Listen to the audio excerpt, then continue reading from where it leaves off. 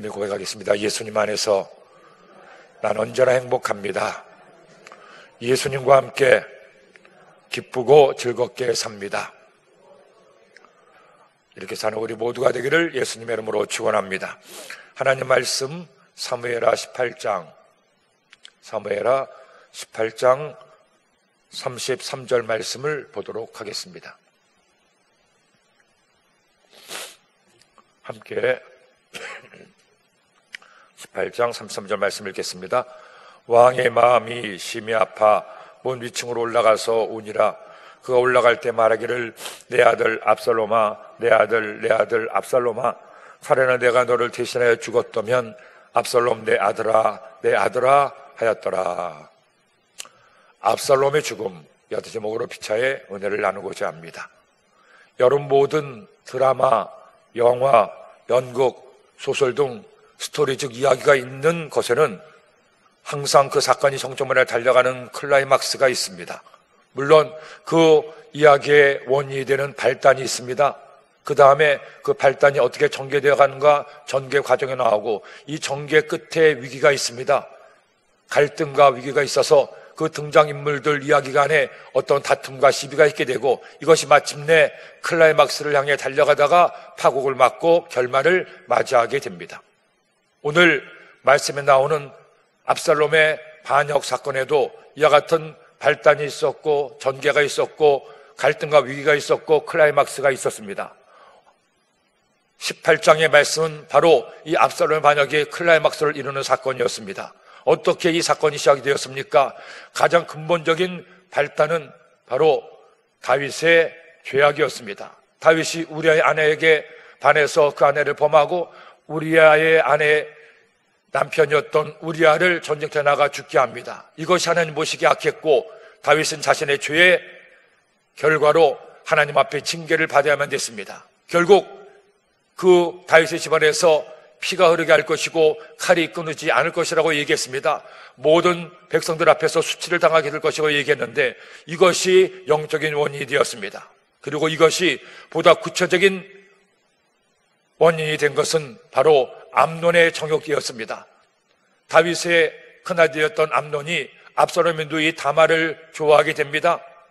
이것이 원인이 되고 근데 상사병 끝에 그 암논이 아버지 다윗에게 부탁을 해서 다말을 병시중을 들게 하고 여기서 해서는 안 될 짓을 다말에게 저지르므로 결국 여기서 큰 갈등과 위기를 만나게 됩니다.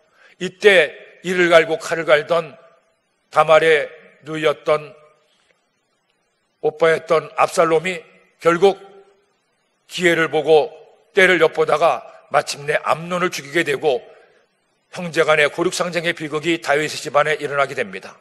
그를 통해서 압살롬은 외가로 피신하게 되고 오랜 세월이 지나서 마침내 다시 이야기가 봉합되고 갈등은 사라지는 것 같았습니다. 압살롬이 용서를 받고 예루살렘에 돌아옵니다. 그 다음에라도 은인자증하고 압살롬이 아버지 다윗에게 자신의 삶을 맡겼으면 좋았을 텐데 이미 한번 금이 간 아버지와 아들 간의 관계는 계속 금이 갈 수밖에 없었고 급기야는 압살롬이 아버지 다윗에게 반역해서 스스로 왕이 되고 이제 반역의 길에 접어들게 됩니다. 그 반역을 접한 다윗은 너무나 놀라서 예루살렘을 피해서 도망가게 됩니다. 만일 압살롬이 아히도벨의 그 이야기대로 급히 군사를 몰고 가서 기습을 했더라면 다윗은 비참한 최후를 맞았을 겁니다. 하지만 하나님께서 간섭하시고 역사하셔서 후세의 계략이 받아들여지고 결국 정공거부를 택한 압살롬, 그는 결국 오늘 말씀에서 그 인생의 클라이막스를 맞고 최후를 맞게 됩니다. 이와 같은 일련의 과정 가운데 우리가 계속해서 느낄 수 있는 것은 어떤 사람도 완전한 사람이 없고 어떤 사람도 하나님 앞에 자신을 자랑할 사람이 없고 그리고 그와 같이 자신이 잘못을 저질렀을 때 겸손하게 무릎을 꿇고 하나님의 은혜를 구하는 것이 얼마나 중요한가 하는 것을 알 수가 있습니다.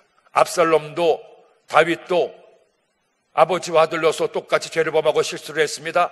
하지만 겸손하게 나아갔던 다윗은 다시 한번 하나님의 은혜를 얻을 수가 있었고 구사일생으로 살아날 수가 있었고 그의 삶이 다시금 회복될 수가 있었습니다. 하지만 젊은 압살롬이 계속 마음에 잘못된 생각을 하고 그리고 자신을 자랑하고 내세웠을 때 결국 이런 최후를 맞이할 수밖에 없게 되었습니다. 다윗의 일생의 가장 큰 시련과 좌절이었던 이 압살롬의 반역 사건이 어떻게 파국을 맞이하는지 오늘 말씀을 통해 또 그래서 그 모습을 통해 우리가 반면교사로 삼아서 우리는 하나님 보시기에 합당하고 바르게 살게 되기를 예수님의 이름으로 축원합니다. 먼저 위기를 넘긴 다윗이 이제 군대를 소집하게 됩니다. 1절로 5절 말씀에 그 내용이 나오는데 1절로 2절 말씀 읽겠습니다. 이에 다윗이 그와 함께한 백성을 찾아가서 천부장과 백부장을 그들 위에 세우고 다윗이 그의 백성을 내보낼세 3분의 1은 요압의 휘하에 3분의 1은 수리아의 아들 요압의 동생 아비새의 휘하에 넘기고 3분의 1은 가드 사람 이때의 휘하에 넘기고 왕이 백성에게 이르되 나도 반드시 너희와 함께 나가리라 하니 시간을 번 다윗이 이제 정신을 추스리고 군대를 모집하게 됩니다.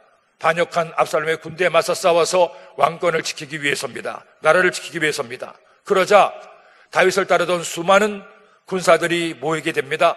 그 군사들을 진압군을 3대로 나누어서 한 대는 요압에게, 한 대는 아비새에게, 한 대는 이때에게 나누게 되죠. 요압과 아비새는 형제지간이고 가드 사람 이때는 다윗이 블레셋에서 이스라엘로 금이 한양할 때 함께 따라간 블레셋 사람이었고 또 예루살렘에서 피신할 때 함께 다윗을 따라간 충신 중에 한 명이었습니다. 이 세 명에게 반란을 진압할 군대를 3대로 나누게 됩니다. 그런데 여기 보면 그가 한 말이 있습니다. 왕이 백성에게 이르되 나도 반드시 너희와 함께 나가리라. 그 반역군과 전투를 칠 때 왕이 직접 친정을 하겠다는 겁니다. 자신도 전투에 나가 싸우겠다는 거죠. 그러자 백성들이 다윗을 말리게 됩니다. 3절 말씀 백성들이 이르되 왕은 나가지 마소서 우리가 도망할지라도 그들은 우리에게 마음을 쓰지 아니할 터이요 우리가 절반이나 죽을지라도 우리에게 마음을 쓰지 아니할 터이라. 왕은 우리 만명보다 중하시오니 왕은 성읍에 계시다가 우리를 도우심이 좋으니이다 하니라. 다윗이 나가려고 하는 것을 극구 말립니다. 왜냐하면 그 반란군의 가장 중요한 적은 다윗이었기 때문입니다. 다윗만 죽이면 모든 것이 다 끝난다. 그렇기 때문에 다윗 왕을 타겟으로 해서 반란군이 반역을 꾀했는데 그 다윗이 직접 나가는 것은 어불성설이고 해서는 안 될 일이라는 겁니다. 그러니 왕은 있고 자윗신들이 대신 나가서 싸우겠다는 거죠. 여기에는 여러 가지 복합적인 이유가 있습니다. 이미 다윗도 이전에 골리앗을 죽일 때 다윗이 아니었고 전쟁터에 나가서 연전연승하던 다윗이 아니었습니다. 나이가 늙고 병도 들고 이제 전쟁터에 나가기는 합당한 나이가 아니었기 때문이죠. 더구나 또 하나 중요한 내면의 이유가 있습니다. 다윗이 압살롬을 얼마나 사랑하는지를 알고 있기 때문이었죠. 그런데 압살롬은 다윗의 아들이지만 그 반란군의 수괴입니다. 그런데 다윗이 나가서 감정에 치우쳐서 압살롬을 살리기라도 하면 또 정에 치우쳐서 잘못된 판단을 하게 되면 군대 전체가 어려움을 겪을 수가 있기 때문에 다윗을 성읍에 있게 한 것이었죠. 결국 이와 같은 과정 가운데 왕도 그들의 말을 수긍할 수밖에 없었습니다. 대신 다윗이 지휘관들에게 간절히 권하는 내용이 4절로 5절 말씀에 나옵니다. 읽겠습니다. 왕이 그들에게 이르되 너희가 좋게 여기는 대로 내가 행하리라 하고 문 곁에 왕이 섬에 모든 백성이 100명씩 1000명씩 대를 지어 나가는지라. 왕이 요압과 아비새와 이때에게 명령하여 이르되 나를 위하여 젊은 압살롬을 너그레이 대우하라 하니 왕이 압살롬을 위하여 모든 군 지휘관에게 명령할 때에 백성들이 다 들으니라. 왕은 결국 자신의 생각과 주장을 굽힐 수밖에 없었습니다. 그리고 문 곁에 서서 백성들이 나가는 것을 다 보고 환송을 합니다. 단 세 지휘관들에게 간절히 부탁을 하죠. 젊은 압살롬을 너그러이 대우하라. 비록 반역을 했어도 원래 나쁜 아이가 아니다. 나도 잘못한 것이 있고 그러니 관대히 용서하라고 꼭 부탁을 하게 됩니다. 이 부탁을 백성들도 다 듣게 됐습니다. 결국 이렇게 반란군을 진압하기 위해서 진압군이 나가게 되고 이제 전투가 벌어져야 되는데 이 전투에서 압살롬의 군대는 패배하고 압살롬은 죽음을 당하게 됩니다. 6절로 18절 말씀의 내용이 나오는데 6절로 8절 말씀을 읽겠습니다. 이에 백성이 이스라엘을 치러 들러나가서 에브라임 스풀에서 싸우더니 거기서 이스라엘 백성이 다윗의 부하들에게 패하매 그날 그곳에서 전사자가 많아 2만 명이 이르렀고 그 땅에서 사면으로 퍼져 싸웠으므로 그날에 숯불에서 죽은 자가 칼에 죽은 자보다 많았더라. 에브라임 숯불에서 싸우는데 이스라엘 백성이 다윗의 부하들에게 패했다고 말하고 있습니다. 굳이 이렇게 대결 구도를 세우는데 압살롬의 군대, 다윗의 군대를 이스라엘 백성과 다윗의 부하들에게 얘기합니다. 이스라엘 백성이라 하면 유다 지파를 제외한 다른 지파들을 얘기합니다. 다윗의 부하들은 주로 유다 지파를 얘기합니다. 이것은 훗날 다윗과 솔로몬 이후에 솔로몬의 아들이었던 르호보암 시대에 이스라엘 왕국의 경을 결국 분열하는 것을 생각하고 이렇게 기록하고 있는 것입니다. 나라가 다윗을 통해서 통일 왕국을 이루었지만 아직도 그 내전의 불씨가 그 이스라엘 안에 있었고 계속 이렇게 갈리는 장면이 나오게 됩니다. 왜냐하면 이스라엘 12개의 지파 가운데 유다 지파가 가장 왕성했고 강력한 군사를 가지고 있었기 때문입니다. 그리고 그 유다 지파의 리더가 다윗이었습니다. 그렇기 때문에 다윗이 왕이 되었음에도 표면적으로는 갈등이 봉합된 것 같았지만 계속 이와 같은 내면의 갈등이 고조되어 있었고 결국 압살롬이 반역을 일으켰을 때 압살롬을 도왔던 사람들 중에 상당수가 바로 유다 외의 다른 지파 사람들이었음을 이 말씀을 통해 알게 됩니다. 이것들이 계속 그들 안에 내재되어 있다가 결국 르호보암 왕 시대에 르호보암이 실정을 하고 잘못 정치를 해서 여로보암이 북이스라엘 10개 지파와 함께 북이스라엘 왕국으로 나라를 분열해서 나가고 남쪽 남유다 왕국은 유다와 베냐민 지파가 남아서 명명을 이어가게 됩니다. 그리고 결국 북이스라엘 왕국은 BC 722년에 아수리아에서 멸망당합니다. 그리고 북이스라엘 지파 사람들은 아수리의 포로로 끌려가서 그들의 자치가 역사에서 사라지게 됩니다. 반면에 남쪽에 남아있던 유다, 그 유다만이 살아남아서 그들도 결국 그들의 죄 때문에 바벨론에 의해서 멸망을 당하지만 다시 포로에서 귀환해서 이스라엘의 명맥을 이어가게 됩니다. 그리고 이스라엘에 멸망당하고 수많은 이스라엘 사람들이 전 세계로 흩어져서 2000년 유랑의 세월을 하게 되는데 그때 갔던 사람들 대부분이 유다 지파 사람들이었기 때문에 유대인이란 이름이 나오고 그 유대인들이 다시 나라를 세웠지만 그들의 원래 국호인 이스라엘로 나라를 세우게 되었던 겁니다. 물론 지금도 소수의 다른 지파 사람들도 있겠죠. 하지만 주류를 이루고 있는 이스라엘 지파의 사람들은 유다 지파인 것을 이런 역사를 통해서 알 수가 있습니다. 이런 갈등이 3000년 전에 이 성경 말씀에도 그대로 나오고 있는 것입니다. 그리고 결국 간단하게 설명합니다. 우리가 벌써 며칠에 걸쳐서 압살롬의 반역을 얘기하는데 압살롬의 반역은 허무하게 한 번의 전쟁의 패배로 끝나게 됩니다. 에브라임 숲에서 수만 명이 죽음을 당했습니다. 그리고 반역에 수괴했던 압살롬이 도망을 가는데 이 또한 비운의 운명을 맞이하게 됩니다. 9절 말씀 읽겠습니다. 압살롬이 다윗의 부하들과 마주치니라.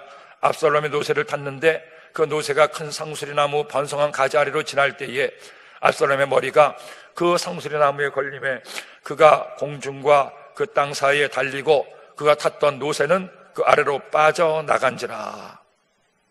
압살롬의 노새를 타고 계속 달려서 도망가고 있는데 마침 노새가 큰 상수리나무 가자리로 지나갔습니다. 그런데 우리가 지난번에도 본 것처럼 압살롬은 대단히 잘생긴, 엄청나게 잘생긴 미남이었습니다. 특별히 그의 머리카락은 3단 같은 머리칼로 그 어떤 여인의 머리카락보다도 아름답고 길었다고 나오고 있죠. 그 무게가 몇십 킬로그램이나 될 만큼 그런 긴 머리를 자랑했는데 평소 때는 자신의 미모를 자랑하기 위해서 가꿨던 머리카락이 그의 죽음의 원인이 됩니다. 그렇게 노새를 타고 긴 머리를 휘날리고 달려가는데 그 머리가 바람이 날리다가 상수나무 가지에 딱 걸린 거예요. 그리고 그것이 묘새는 빠져나가고 압살롬만 대롱다롱 걸리게 된 겁니다. 이것을 이 압살롬이 이처럼 나무에 걸린 것을 보고 사람들이 요압에게 보고하고 결국 여기서 압살롬은 비참한 최후를 맞게 됩니다. 15절까지 말씀이 나오는데 10절 말씀 읽겠습니다. 한 사람이 보고 요압에게 알려 이르되 내가 보니 압살롬이 상수나무에 달렸더이다 하니 요압이 그 알린 사람에게 이르되 내가 보고 어찌하여 당장에 쳐서 땅에 떨어뜨리지 아니하였느냐? 내가 내게 은 10개와 띠 하나를 주었느니라 하는지라. 그 사람이 요압에게 대답하되 내가 내 손에 은 1000개를 받는다 할지라도 나는 왕의 아들에게 손을 대지 아니하겠나이다. 우리가 들었거니와 왕이 당신과 아비새와 이때에게 명령하여 이르시기를 삼가 누구든지 젊은 압살롬을 해하지 말라 하셨나이다.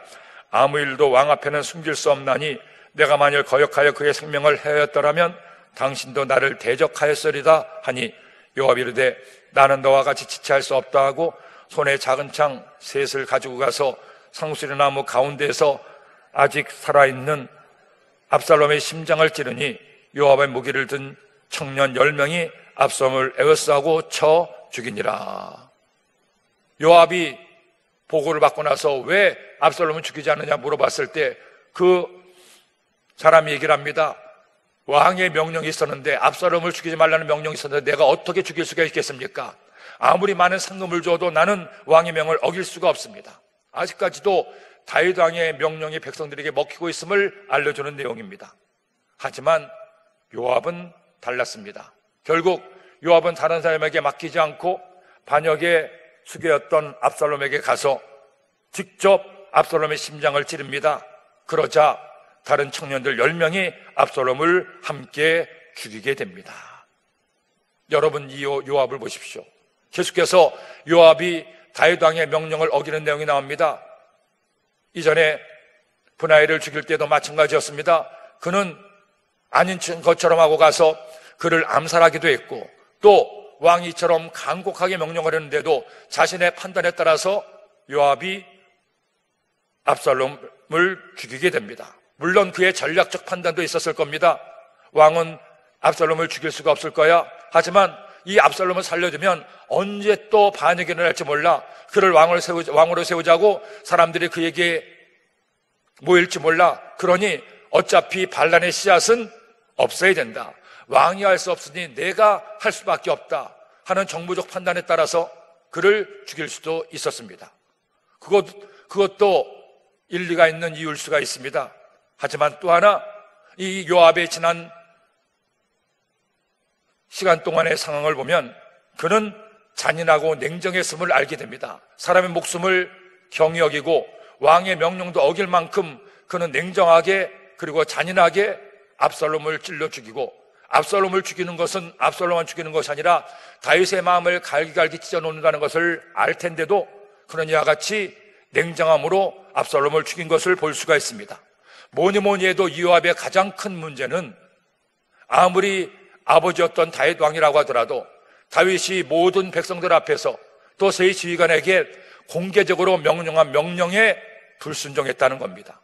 다윗의 왕의 리더십을 정면으로 불복했다는 것이죠. 왕정국가에서 왕의 명령을 어기는 것은 사실은 반역에 해당됩니다. 아무리 왕을 아끼고 자신의 어떤 판단에 따라서 했다고 하더라도 그러나 그것은 왕의 권위에 도전하는 것이고 그야말로 영린을 건드리는 것이기 때문에 온당한 일이 아니었습니다.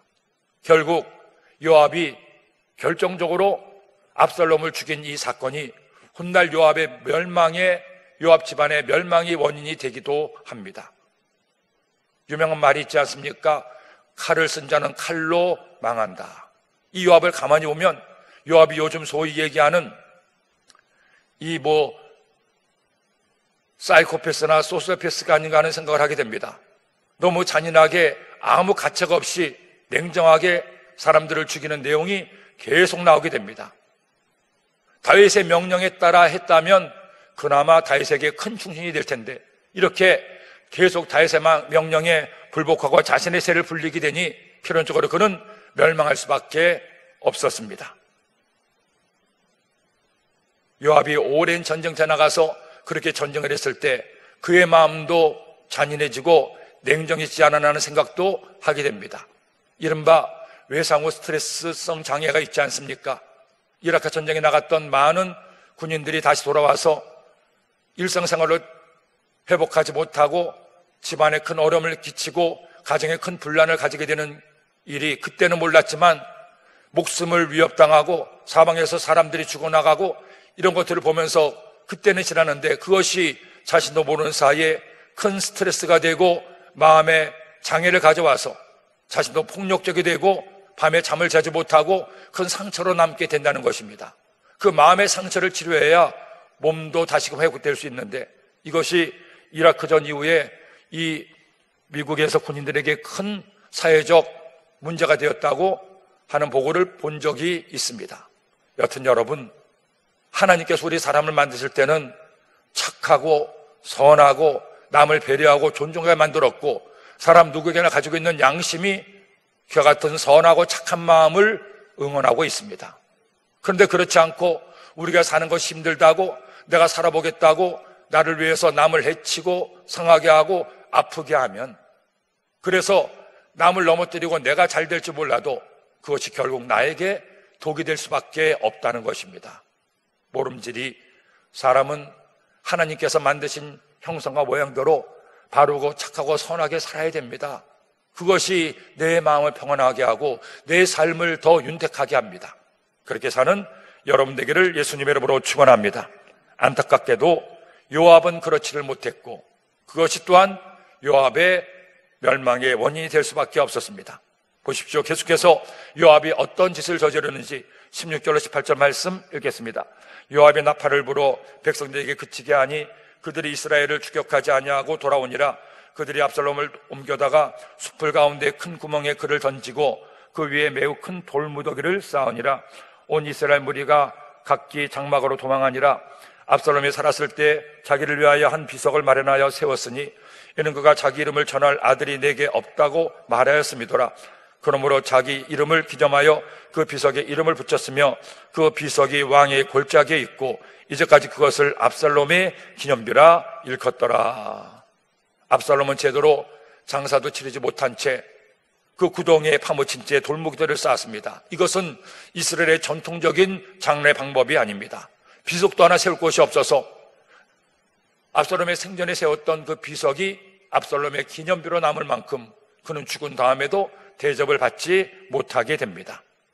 이 소식이 결국 다윗에게 전해지게 되고 다윗은 비탄에 빠집니다. 19절로 33절 말씀이 나오는데 사독의 아들 아히마스가 압살롬의 죽음 소식을 전하러 가게 됩니다. 19절로 23절 말씀을 읽겠습니다. 사독의 아들 아히마스가 이르되 청하온대 내가 빨리 왕에게 가서 야훼께서 왕의 원수 갚아주신 소식을 전하게 하소서. 요압이 그에게 이르되 넌 오늘 소식을 전하는 자가 되지 말고 다른 날에 전할 것이니라. 왕의 아들이 죽었나니 내가 오늘 소식을 전하지 못하리라 하고 요압이 굿사람에게 이르되 내가 가서 본 것을 왕께 아뢰라 하며 굿사람이 요압에게 절하고 다름질하여 가니 사독의 아들 아히마스가 다시 요압에게 이르되 청하건대 아무쪼록 내가 또한 굿사람의 뒤를 따라 달려가게 하소서 하니 요압이 이르되 내 아들아 너는 왜 달려가려 하느냐. 이 소식으로 말미암아서는 너는 상을 받지 못하리라 하되 그가 한사코 달려가겠노라 하는지라. 요압이 이르되 그리하라 하니 아히마스가 들길로 다름질하여 굿사람보다 앞줄로 가미니라. 때 아닌 마라톤 경기, 달리기 경주가 여기에 나옵니다. 여기 나오는 두 선수가 있는데 아히마스와 구스사람입니다. 이 아히마스는 사독의 아들로서 예루살렘에서 다윗 왕에게 소식을 전하기 위해서 몰려왔던 정탐꾼 중에 한 명이었습니다. 그런데 그가 압살롬과의 전투에 참전했다가 전쟁에서 이기니까 그 소식을 빨리 다윗 왕에게 전해주고 싶어서 달려가겠다는 겁니다. 그런데 요압을 보십시오. 요압은 다 알고 있습니다. 다윗의 심정이 어떠한지, 그 소식을 전하면 어떤 일이 일어나는지 다 알고 있기 때문에 아히마스를 긋고 말리고 대신 구스 사람 평소 때 잘 달리고 전력 역할을 했던 굿사람을 소식을 전하게 해서 보내게 합니다. 그런데 여러분이 구스 사람이라 하면 오늘날의 이디오피아 사람을 얘기하죠. 구스는 이디오피아입니다.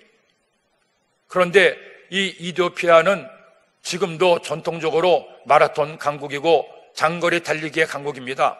케냐와 이디오피아가 이 마라톤에서 항상 1, 2위를 다투고 있습니다. 혹시 여러분 기억하시는지 모르겠지만 1960년 로마 올림픽 때 가장 각광을 받은 선수가 한 명이 있습니다. 바로 아디스 아베베라는 선수였습니다. 이 아베베 선수가 로마 올림픽에서 세계 신기록으로 마라톤 금메달을 땄는데 그 과정이 알려지면서 사람들에게 큰 인기를 끌게 됐습니다. 원래 이 아베베는 그 이디오피아 왕국의 왕실 친위대 군인이었는데 그가 이렇게 달리기를 잘하게 된 배경은 집이 왕궁까지 약 40km가 되는데 그 40km를 매일 걸어서 뛰어서 왕복 출퇴근을 했습니다. 그러니 그 몸이 장난이 아니었죠. 그러나 원래 마라톤 선수가 아니었는데 마라톤에 나가려고 했던 이디오피아 선수가 그만 다리에 부상을 입어서 못 나간다는 바람에 이 아베베 선수가 평소에 잘 달린다는 이야기가 전해져서 대신 달리게 된 겁니다. 그런데 막상 달리려고 하니까 신발이 없어요. 그래서 급기야는 신발도 못 신고 맨발로 달렸는데 처음으로 뛴 공식 마라톤 경기에서 세계 신기록으로 1등을 했습니다. 그리고 이어서 64년도 도쿄올림픽에서도 이번에는 신발을 신고 뛰었는데 또 역시 세계 신기록으로 또 올림픽 2연패를 했습니다. 이 아베베가 대단합니다. 그래서 이때 이후로 이 이디오피아가 마라톤의 강국이 됐는데 세상에 오늘 이 말씀해 보니까 이미 이디오피아 사람들이 잘 달린다고 하는 것은 3000년 전부터 이스라엘에게 익히 알려진 겁니다. 이 굿사람을 달리게 한 것이었죠. 그래서 굿사람이 먼저 출발했습니다. 그런데 이 아이마스가 또 보통이 아닙니다. 끝까지 자기가 늦게라도 달려가겠다는 겁니다. 어쩔 수 없이 요압이 허락을 했는데 이 아이마스가 만만치가 않았나 봅니다. 오늘 말씀 23절에 보니까 들길로 다름질하여 굿사람보다 앞질러 가니라. 이 이디오피아 사람을 넘어간 겁니다. 자, 어떻게 됐습니까? 24절 28절 말씀 읽겠습니다. 때에 다윗이 두문 사이에 앉아있더라. 파수꾼이 성문 위층에 올라가서 눈을 들어보니 어떤 사람이 홀로 달려오는지라. 파수꾼이 외쳐 왕께 하려매 왕이 이르되 그가 만일 혼자면 그 입에 소식이 있으리라 할 때에 그가 점점 가까우니라. 파수꾼이 본즉 한 사람이 또 달려오는지라. 파수꾼이 문지기에게 외쳐 이르되 보라 한 사람이 또 혼자 달려온다 하니 왕이 이르되 그도 소식을 가져오느니라. 파수꾼이 이르되 내가 보기에는 앞선 사람의 다름질이 사독의 아들 아히마스의 다름질과 같으니이다 하니 왕이 이르되 그는 좋은 사람이니 좋은 소식을 가져오느니라 하니라. 아히마스가 외쳐 왕께 아뢰되 평강하옵소서 하고 왕 앞에서 얼굴을 땅에 대고 절하며 이르되 왕의 하나님 야훼를 찬송하리로소이다. 그의 손을 들어 내 주 왕을 대적하는 자들을 넘겨주셨나이다 하니 먼저 앞질러 달려온 아히마스가 왕에게 소식을 전합니다. 내 주 왕을 대적하는 자들을 넘겨주셨나이다. 전쟁에 승리했다고 얘기하죠. 그러자 대뜸 물어보는 다윗의 질문은 뭡니까? 압살롬을 물어봅니다. 29절로 30절 말씀. 왕이 이르되 젊은 압살롬은 잘 있느냐 아니라 아히마스가 대답하되 요압이 왕의 종 나를 보낼 때 크게 소동하는 것을 보았사오나 무슨 일인지 알지 못하였나이다 하니 왕이 이르되 물러나 거기 서 있으라 하며 물러나 서 있더라. 이 아히마스가 결정적 순간에 뒤로 빼는 거죠. 아마 달려오면서 요압의 반응을 생각했는지 모릅니다. 압살롬의 죽음을 알릴까 말까 고민했는지 모릅니다. 하지만 급기야는 아히마스가 다윗의 마음을 헤아렸습니다. 그리고 압살롬의 죽음을 전하지 않은 거예요. 이어서 뒤따라온 굿사람이 압살롬의 죽음을 전합니다. 31절로 32절 말씀. 굿사람이 말하되 내 주 왕께 아랠 소식이 있나이다. 야훼께서 오늘 왕을 대적하던 모든 원수를 갚으셨나이다 하니 왕이 굿사람에게 묻되 젊은 압살롬은 잘 있느냐? 굿사람이 대답하되 내 주 왕의 원수와 일어나서 왕을 대적하는 자들은 다 그 청룡과 같이 되기를 원하나이다 하니 이 굿사람은 영문도 모르고 상황도 모르고 그냥 압살롬의 죽음을 이와 같이 얘기합니다. 결국 아들의 죽음을 알게 된 다윗은 큰 비탄에 잠기게 됩니다. 성경에 나오는 많은 슬픔과 비탄의 표현 가운데 이때만큼 절절하고 아픔이 모습이 드러난 글귀가 있을까 한 만큼 그의 절망을 보여주고 있습니다. 33절 말씀 읽겠습니다. 왕의 마음이 심히 아파 문 위쪽으로 올라가서 우니라. 그가 올라갈 때 말하기를 내 아들 압살롬아, 내 아들 내 아들 압살롬아, 차라리 내가 너를 대신하여 죽었다면 압살롬은 내 아들아 내 아들아 하였더라. 늙은 아버지의 비통함과 아들을 앞서 보낸 아버지의 절망의 모습을 이 말씀을 통해 보여주고 있습니다. 차라리 내가 너를 대신해서 죽었으면 더 좋았을 텐데 내 아들아 내 아들아. 이때 이후로 다윗은 제대로 된 기력을 찾지 못하고 결국 노쇠하고 늙어가게 됩니다. 다윗의 범죄로 시작된 이와 같은 압살롬의 반역은 이렇게 끝맺게 되고 그 가정에 큰 오점을 남기게 되었습니다. 그러므로 우리가 구약의 말씀을 통해서 계속 말씀을 나누는 것처럼 우리는 이와 같은 일들을 반면교사로 삼아야 됩니다. 얼마나 감사한지 우리는 예수님의 보혈로 구원받아 하나님의 자녀가 되고 더 이상 우리의 죄로 이렇게 심판받지 않게 되니 얼마나 감사합니까? 우리의 모든 받을 저주를 주님이 대신 십자가에서 받으셨기 때문에, 그래서 구원받아 하나님의 자녀가 되었으니 우리 감사하고, 대신 우리가 구원받아 하나님의 자녀답게 바르고 착하고 신실하게 하나님의 뜻으로 살아야 될 사명이 있는 것입니다. 절대로 여러분, 악한 자의 꾀를 따르지 말고 오만한 자의 자리에 서지 말고 죄의 욕심에 따라 살지 마십시오. 하나님의 말씀 따라서 착함과 의로움과 진실함의 열매를 맺어 빛의 자녀가 돼서 하나님을 기쁘시게 하고 하나님께 복받는 우리 모두가 되기를 예수님의 이름으로 축원합니다. 기도드립니다. 하나님 아버지, 감사합니다. 고맙습니다. 오늘도 말씀을 주셨으니 이 말씀 마음에 꼭 새겨서 다윗 집안의 비극이 우리의 삶에서는 없게 하시고 하나님의 은혜만이 저희들의 삶 속에 충만케 하도록 인도하시고 역사하여 주옵소서. 하나님 모시기 합당한 삶을 살아 복받고 감사하고 행복한 우리 모두가 되게 하여 주옵소서. 주신 내 감사하여 귀한 힘을 드립니다. 힘을 드린 숙들마다 주께서 받아주시고 아버지의 큰 복을 더하여 주옵소서. 예수님의 이름으로 기도드립니다. 아멘.